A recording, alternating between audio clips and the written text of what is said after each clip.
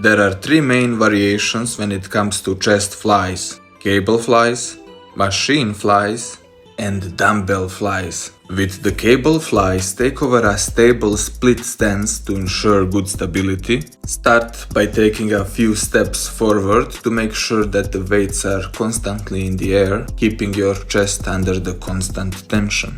Initiate the movement by retracting your shoulders back and down and pressing your chest out in order to tighten your upper back. Keeping your back tight and your scapula retracted will help you engage more of your pecs, which is the goal of this exercise. When you're pulling from above, you will target more of your lower chest. When you're pulling from below, you will target more of your upper chest.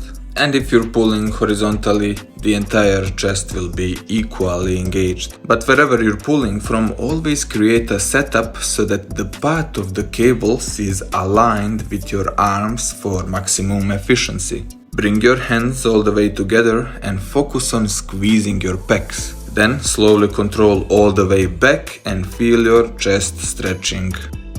Ideally pause for a second at the bottom so that you can feel your chest under tension in the completely stretched position. All of these also apply to the machine and dumbbell press. With the machine, you will have to set the handles to the side and the seat so that the handles are in line with your shoulders. From here, just pull all the way in and squeeze your chest, and then return all the way back to stretch your chest as much as possible.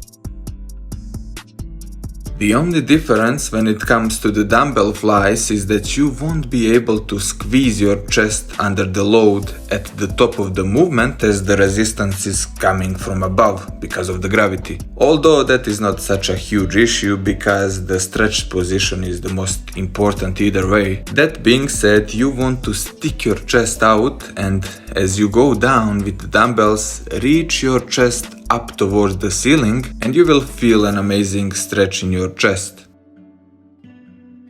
Another important thing to keep in mind when it comes to flies is how you position your elbows. As you go towards the stretched position, slightly bend your elbows, and as you go up, you can straighten your arms. If your arm is fully straight at the bottom, your biceps will take too much stress and it may become the limiting factor, which will prevent you from stimulating your chest optimally. You can even easily pull your biceps that way. However, avoid bending the elbows too much because then you start engaging your triceps too much. Just a small elbow movement is sufficient enough, and just focus on feeling your chest working. Other common mistakes are having your wrist above the elbow at the stretched position. Position your elbows in line with the wrist no matter what type of flies you're doing. The final mistake is rounding your shoulders at the top.